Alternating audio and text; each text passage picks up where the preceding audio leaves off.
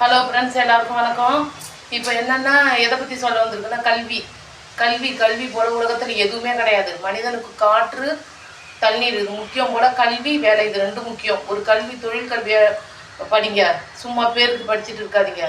ரெண்டாவது தினமும் பரீட்சை எழுதுகிறப்ப நீங்கள் உழுந்து படித்து எந்த பிரயோஜனமும் கிடையாது. அன்னன்னைக்கு நடத்துகிற பாடத்தை அன்னன்னைக்கு படிங்க.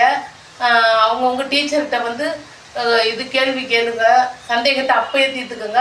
அப்புறம் வீட்டில் வந்துட்டு எப்போ படிக்கிறீங்கன்னா தினமும் 9 மணி வரைக்கும் படிங்க. 9 மணிக்கு மேலே படிக்காதீங்க. 9 மணிக்கு மேலெலாம் மூளை அப்சர்வேஷன், அதாவது காலையில் படித்ததுன்னா அப்சர்வ் பண்ணிக்கிறது டைம் அது. அந்த நேரத்தில் நீங்கள் படிச்சிங்கன்னா மூளை குழம்பி போயிடும், படிக்கிறது பதிவாகாது.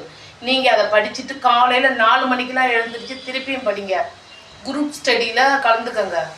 எக்ஸாம் டைமில் நண்பர்களோட கும்மால் அடிக்கிறதுலாம் வச்சுக்காதீங்க. பரீட்சை எழுதி முடிச்சுட்டு அதுக்கப்புறம் ஒரு வேலைக்கு போன பிறகு நீங்கள் திருப்பியும் கண்டினியூ பண்ணுங்கள். கும்மால் அடிங்க, எது வேணாலும் செய்யுங்க. கல்வி போல உலகத்தில் எதுவுமே கிடையாது. கல்வியை யாருக்கும் கொடுக்க முடியாது.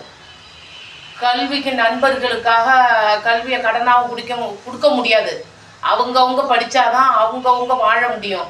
அதுக்கப்புறம் நீங்கள் நல்லா சம்பாரித்து நல்லா இருந்தால் தான் நண்பர்கள் ஃப்ரெண்டெல்லாம் வச்சுக்க முடியும்.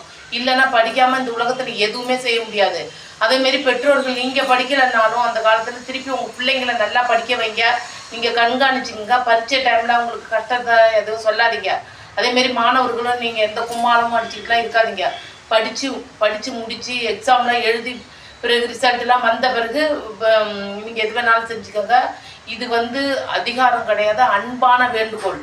ஒவ்வொரு மாணவிகளும் இது கடைப்பிடிக்க வேண்டிய விஷயம். ஆரம்பத்தில் விட்டுட்டு பரீட்சை எழுதுகிற நேரத்தில் நீங்கள் எழுதுகிறேன் படிக்கிறேன் மார்க்கு போயிட்டு நான் அங்கே போய் விடுறேன் இங்கே போய் விடுறேங்கிறதுலாம் வேஸ்ட்டு.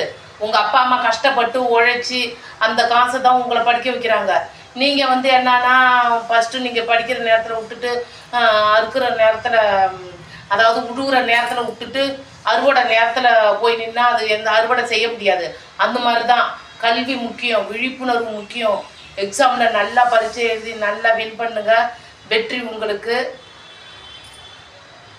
நான் உங்கள் கிருஷ்ணாபாய் கீர்த்தி.